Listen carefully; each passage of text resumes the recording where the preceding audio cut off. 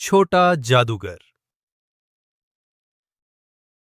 बर्फपुर नामक एक छोटे से गांव में 8 साल का एक बालक नील अपनी नानी के साथ रहता था। नील बेहद कल्पनाशील था और दिन भर अपनी जादुई किताबें पढ़ता रहता था।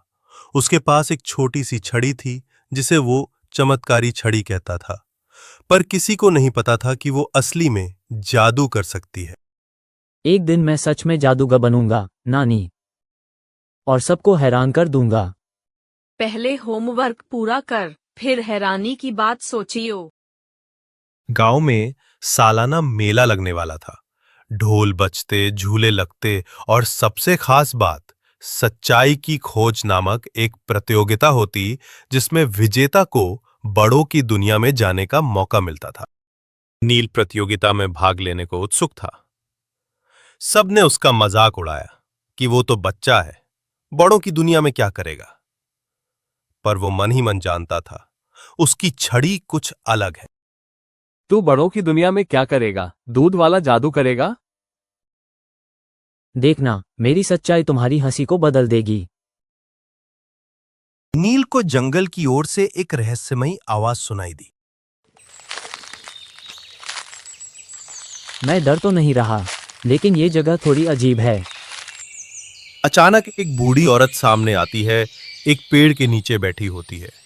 उसकी आंखों में चमक और चेहरा झुर्रियों से भरा होता है। तू आ गया, नील। मैंने तुझे ही बुलाया था। आप कौन हैं और मेरा नाम कैसे जानती हैं? मैं वो हूँ जो सच्चाई की परीक्षा लेती है। जो सच्चा है वही बड़ों की दुनिया में टिक सकता है। बड़ों की दुनिया? क्या मैं उसमें जा सकता हूँ? जा तो सकता है, लेकिन सच्चे दिल, साहस और अच्छाई के साथ। मैं तैयार हूँ। आप मुझे बताइए क्या करना है। मैं तैयार हूँ। आप मुझे बताइए क्या करना है। पहले खुद से सवाल पूछ, जवाब तेरे भीतर है। नील एक संकरे रहस्यमयी रास्ते से चलते हुए एक अंधेरी गुफा में पहुंचता है। ये गुफा बाहर से शांत दिखती है, लेकिन भीतर एक अजीब सी सरसराहट और कानाफूसी सुनाई देती।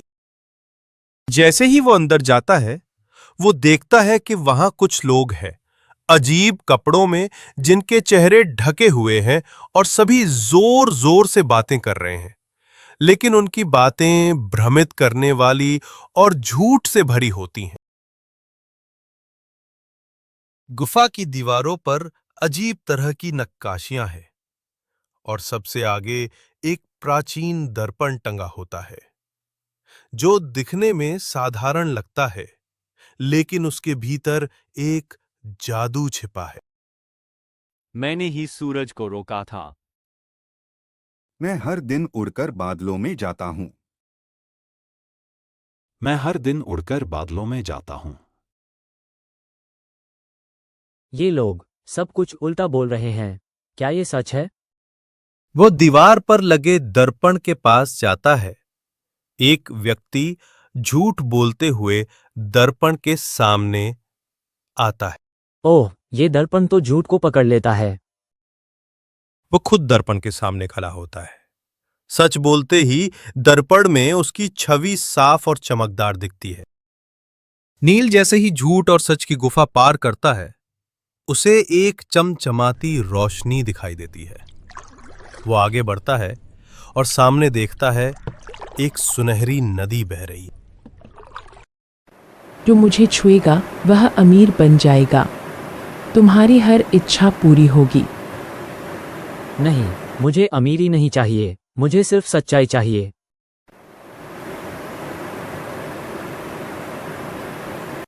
इतना कहते ही नदी की लहरें थम जाती हैं।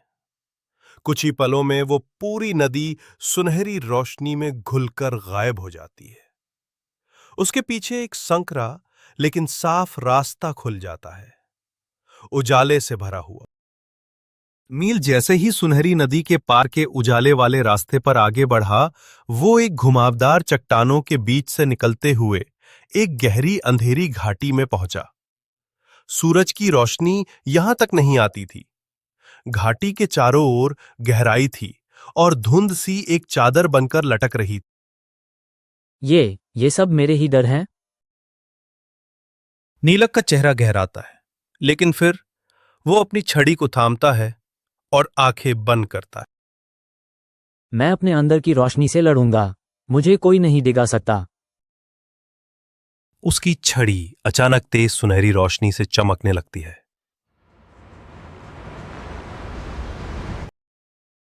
तीनों चुनौतियां पार करने पर एक सुनहरा द्वार खुला। नीलक अब बड़ों की दुनिया में प्रवेश कर सकता था, पर यह दुनिया वैसी नहीं थी जैसी उसने सोची थी।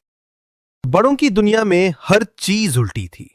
बच्चे निर्णय लेते और बड़े उनकी आज्ञा मानते। यहां सच्चाई अनमोल थी, पर बहुत कठिन। नीलक को एहसास हुआ कि यहां जिम्मेदारी बड़ी थी। नील उस उल्टी दुनिया को विस्मय से देख रहा था। तभी एक चमकदार पेड़ की डाल पर एक रहस्यमयी गिलहरी आ बैठी।